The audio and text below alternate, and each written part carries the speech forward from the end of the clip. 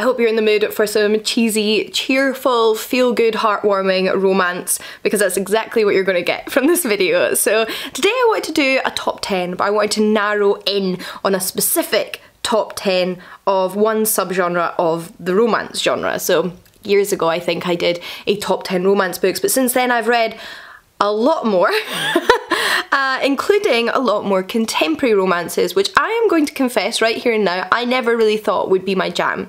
I never thought I'd be a contemporary romance girl, even though I love me a rom-com film. Just didn't think it would work for me in the book format, but as with every other genre I've ever thought I wouldn't like, I was proven wrong. I have honestly yet to find a genre where I haven't been able to find something I like within it, and I'm pleased to say that I found quite a few contemporary romances that I absolutely adore. I very much slowly but surely fallen head over heels for this genre, found some absolute favourites, and thought I would take this opportunity, since it's the Valentine's season, to talk more about the 10 that I've enjoyed the most. But I'm certainly not an expert. I still think I've got a ton of reading to do. I have not read nearly as many contemporary romances as I have fantasy or historical romances, so if you do have more recommendations once you've seen the 10 in this video, I'd love to hear them. And if you'd like a video featuring my top 10 historical or fantasy romances, let me know as well, because I can do that. So as always with these favourite lists, they're in no particular order, but the first one that I did write down on my list, which I have next to me, is Dating Dr Dell by Nisha Sharma. Now this is actually the first book in the If Shakespeare Were an Aunties series, which are all like loose retellings of Shakespeare plays, which I really like. I actually recently went to see Anyone But You, I think it's called, in the cinema, which is a rom-com, which is a loose retelling of Much Ado About Nothing, and I kind of loved that added layer of Shakespeare in there. It was very like self-aware and humorous, and I thought that was fun, and I like as well, I have to say, when contemporary books draw on like classic works to show that kind of a lot of these themes have always existed. You know, contemporary romance might feel like a very 21st century genre, but some of these absolutely absurd, comical, romantic, heartfelt, heartwarming situations have always been written about in one form or another. But naturally this book very much stands on its own. It's loosely inspired by The Taming of the Shrew, but it's very much its own story with its own characters, and I think that's what's important here. This book is a fake dating, marriage/engagement of convenience story, starring Karina, who dreams of true love just like her parents have. But when she finds out her father is selling her childhood home, which she would like to continue living in, she makes a deal with him which involves her getting married or engaged in the next 4 months, and then she can have the house. Now naturally there are some like sort of intergenerational sort of issues to be faced there by family and friends about kind of expectations placed upon women, but they are tackled, and Karina ends up faking an engagement with Dr Dell, her arch nemesis. Now they're not arch nemesis. I will say there's a couple of like enemies-ish to lovers romance books in this list, but I can't say I've read a ton of or enjoyed a ton of like full-blown enemies, more just like start off antagonistic, end up falling in love dynamics. That's fine, and that's kind of what we have here. So Prem is a doctor, and he also runs a talk show which is all about health and like getting people educated in their health, but he's also a love skeptic. He doesn't believe in true love. He thinks it's all nonsensical, there's no scientific explanation for it, and then therefore it means nothing, which is the complete opposite from Karina, obviously. But will she prove him wrong? This is definitely one of those books where you want to shake the character sometimes, like you want to shake Prem and go, come on, like just embrace love, embrace emotions. But you know, these are happily ever after books. That's one thing I can guarantee about all of the romances on this list, and despite their flaws, all of the characters are very lovable, and I found this book very comical, very endearing, very fun, and I loved the layers of intricacy within it. So yeah, that is the first book on this list. Now the next two books on this list are actually written by the same author, and I did and awe about including both of them, because usually when I do a top 10 I would only pick one book by an author, even if I love that author's back catalogue. But if this is an honest, and I wanted to be honest, top 10 contemporary romance novels, then two of them are 100% by this author. In fact, I would probably include more if I didn't think 2 was probably enough to get the message across, and both of these novels are unique and different and stand out and stand on their own legs in their own way, so I wanted to mention them both. And they are, of course, books by Talia Hibbert. If you haven't heard me talk about Talia Hibbert before, then you may not know she is my favourite contemporary romance writer. And the first book I want to talk about is That Kind of Guy, which is technically book 3 in the Ravenswood series, following different romances happening in this small town in England. But like with most romance series, I find this book can very much stand on its own. Set in the same world, set in the same place, with reoccurring characters, but a storyline that stands by itself about characters who stand by themselves. So you can read this as the first introduction to the series, or you can go back to book 1, it's completely up to you. But I feel like this one is particularly unique and I wanted to feature in this video because it does involve a demisexual protagonist, and I just think it is so nice to see some demisexuality representation in a romance novel, and also to tackle the kind of prejudices around that and the internalised prejudices around that, which our male protagonist very much does face. So he has really only come to terms with the fact, or figured out his label in the past year or so, and he's still figuring out how to tell his friends and family, but he's figured out who he is, and that's the most important thing, and that's really an important part of his life.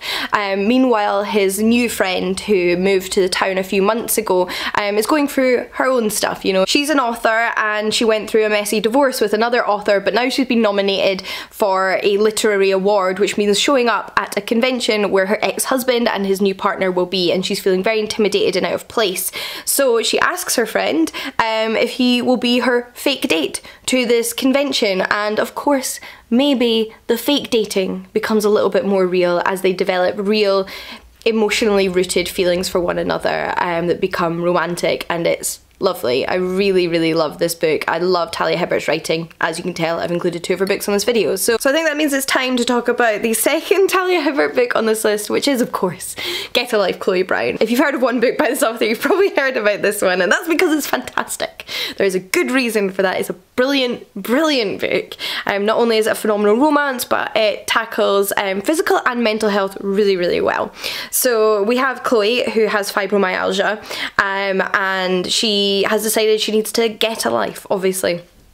This is part of something much wider that she's going through, but she's not satisfied with the way she's living her life, so she makes herself a list of things that she wants to do, that she wants to have done, and she ends up enlisting Red, the factor of her building that she's recently moved to help her, because, you know, Red is artistic and rides a motorbike and is obviously up for an adventure.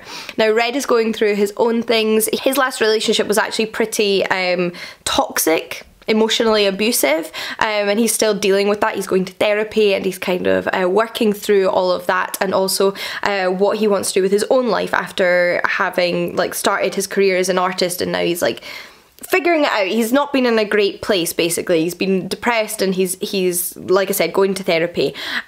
So he and Chloe have their own struggles that they're dealing with, and one of the things I really love about this book is not just like the romantic aspect of their dynamic, but the way that they both grow individually as people throughout the book. They learn about themselves individually, which then makes them better suited to one another and to supporting one another. And I think it's a really excellent book if you want to see like individual character growth as well as a romantic storyline blossoming between 2 people. It's beautiful. It's so, so, so well done. If you're in the mood for like a top tier, cute, adorable romantic comedy, like all of your romantic comedy film dreams in a book, then the next book I want to recommend to you is The Cock Down the Block. Now this title is actually a pun on chickens. Let's just get that out of the way, which I think probably gives you a sense of the humour in this book, but I really, really enjoyed that. I love humour in my books, and this really, really like ticked the boxes for me in terms of humour and romantic comedy.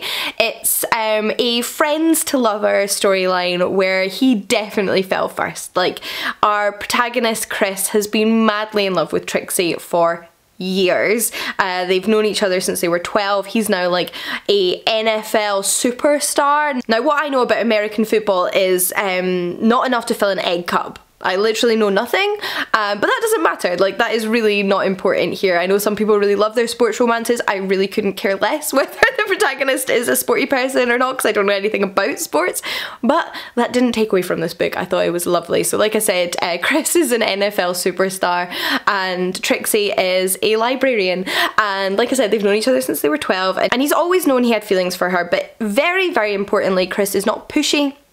And he's not just friends with Trixie because he's hoping she will eventually sleep with him or getting to a romantic relationship with him. He is genuinely her friend, and I think that is really, really important. He just wants to be her friend and have her in his life as she wants him as a friend. Like, they are just a really, really endearing duo. But he has also come to the realization that he needs to, you know, face these feelings and see if there can be anything romantic between them, and if there can't, then that's fine, and he accepts that, but he knows he can't just like keep living with this like secret anymore. So he's very surprised when Trixie comes to him with a proposition that they fake date because she basically got herself in a bit of a mess planning a school reunion, which involved her lying about the fact that her and Chris are a couple, and she is embarrassed to admit she lied, so she asks him to be her fake date to her reunion, and Chris decides this is a perfect opportunity to show Trixie they would make a great couple, and they do. Now, like I mentioned, this is definitely romantic comedy. Trixie keeps chickens,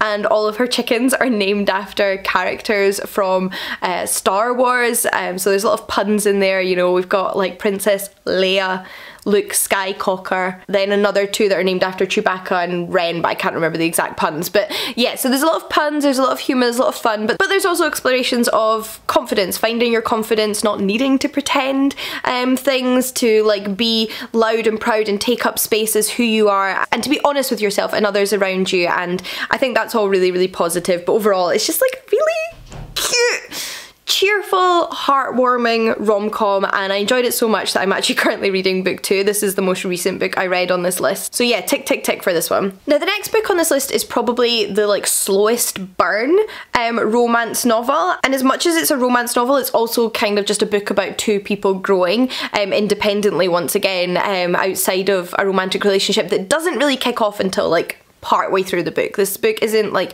a romance from the beginning. It sets the scene with our two characters living their own lives, and that is The Flat Share by Beth O'Leary. So you may have heard of this book. It is set in London, and it is about a young man and a young woman who end up sharing a flat, but there's only one bedroom. So Leon needs to make rent, and Tiffy needs a place to stay after getting out of a really toxic relationship, and there is nowhere affordable in London. So because Leon works night shifts and Tiffy works during the day in publishing, they decide that they will share this flat but occupy it at different hours of the day. So they literally are ships in the night. For the first chunk of the book, they never meet in person, and the only way that they get to know each other is through leaving each other little notes and sharing a space and communicating that way. Naturally, they end up crossing paths. I mean, it was bound to happen eventually.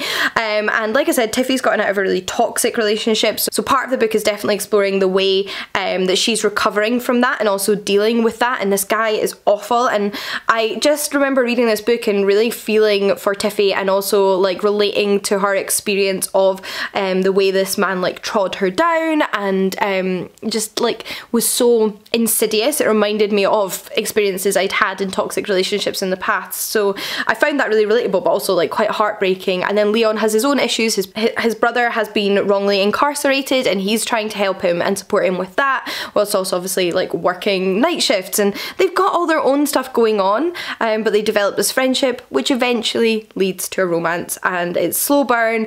It's more of a like a closed door fade to black romance, if that's something you'd prefer, and there's a lot going on outside the romance, but I also think the romance is an integral and important part of the story that I really loved. Next up is the Kissction, which I think has one of the most unique premises, aside from The Flat Share really, which I should add, don't do that. Like, some things that work in novels don't work in real life, and probably don't move in with a stranger whose bed you have to share. steer clear of that if you can. But yeah, so on to the kiss quotients. So this book is about Stella, who's autistic and whose life is pretty successful. It's going pretty well. She loves her job, but on the romantic side of things, she's struggling in terms of physical closeness. She feels out of place and out of the loop when it comes to physical intimacy, and she's wanting to just practically learn more about it and learn more about herself and her body, so she ends up hiring an escort. Enter Michael, who's a wannabe fashion designer and escort on the side.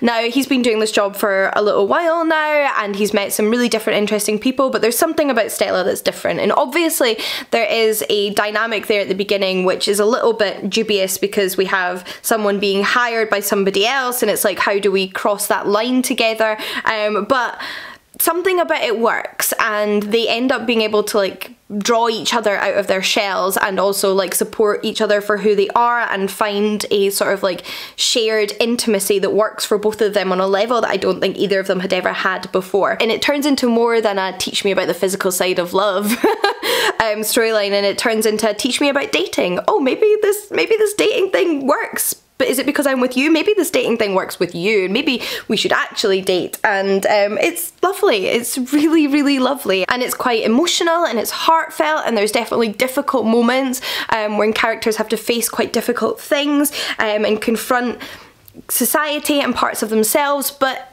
it's just lovely the way that it comes together, and I really, really enjoyed this book. We then have Fixer Up, which I have to say I think occupies a real soft spot in my heart when it comes to contemporary romances, because it is the first contemporary romance I ever read. It's certainly the first contemporary romance I consciously read and really enjoyed that made me think, hey, I should try more of these.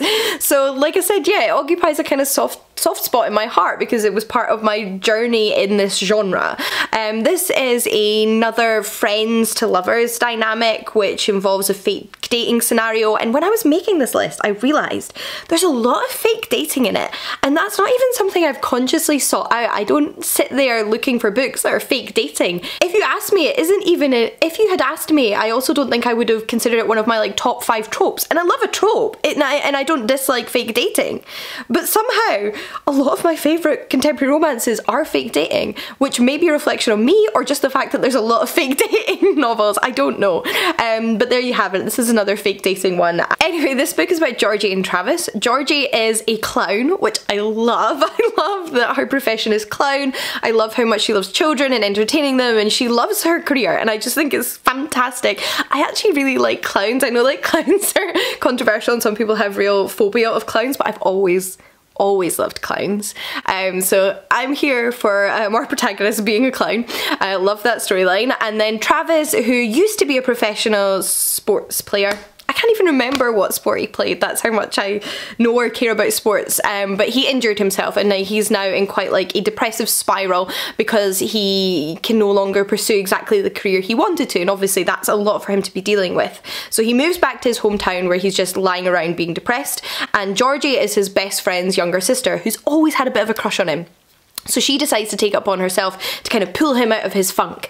And because he needs some good PR, it sort of turns into a fake dating scenario. Again, it's very humorous, it's very cute. I enjoy seeing a bit of mental health representation in my contemporary novels, so that's always a plus. And clowns. Then lastly for novels, because I think technically the last 2 books on this list constitute as novellas, we have Take a Hike by Mimi Grace. Now this is a very charming, again heartwarming, slow-ish burn, low angst romance, which I think is exactly what you need sometimes. You just need that kind of like uplifting, comforting, warm hug of a book that a contemporary romance like that can offer. And this story begins with Raven, who's in a funny place in her life where she's not quite figured out what she wants to do. She's recently moved back home, and she ends up inheriting a like wildlife centre. It's so random. I love it, and I love how random contemporary romances can be.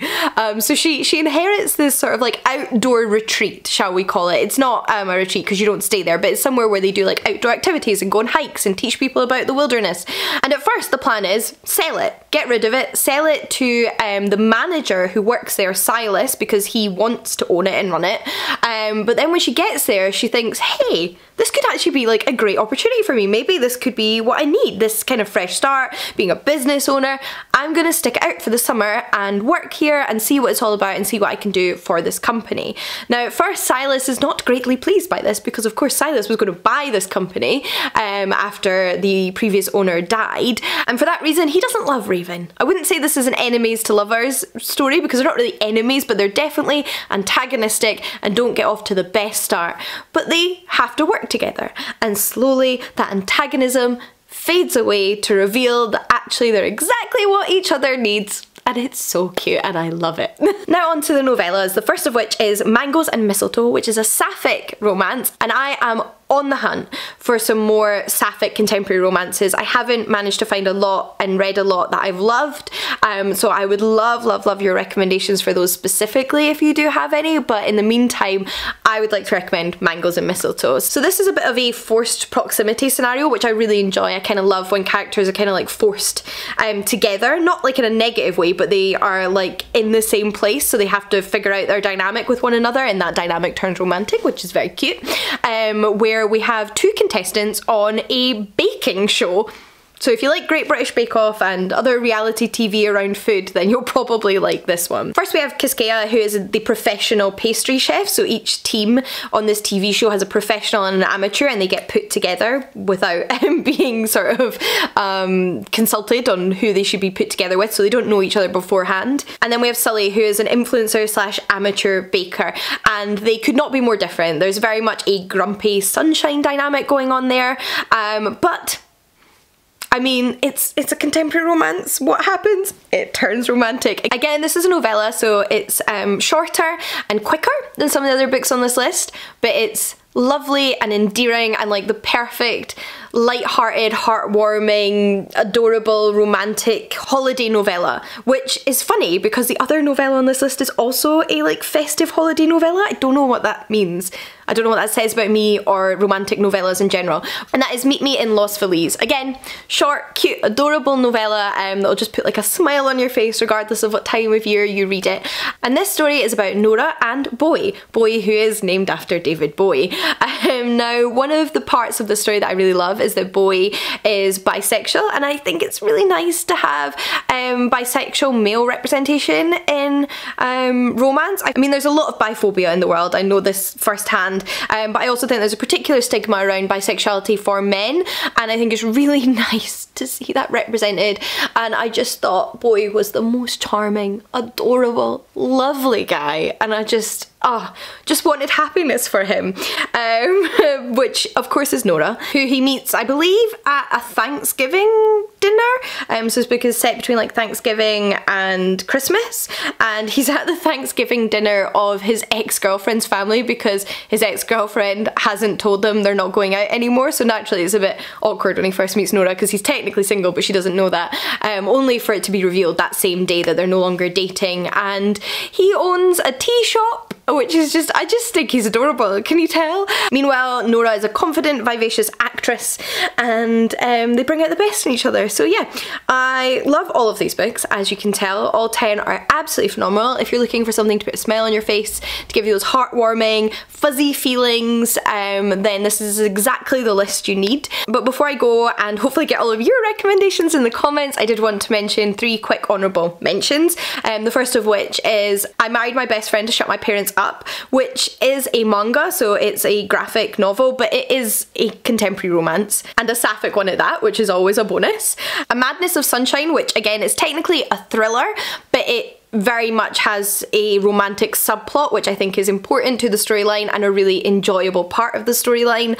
And then Black Witch Magic, which again technically fantasy because our protagonist is a witch, but other than that it feels like a contemporary romance and it's set in the contemporary world, so yeah, worth checking out. But like I said, I'd love to hear your recommendations. If you think there's any books that you've read and enjoyed that I would enjoy, please let me know, and let me know if you'd like more subgenre top 10 videos including other romance subgenres, but maybe other subgenres too. Just let me know. And until next time, happy reading. I'll see you all again in the next one. Bye everyone.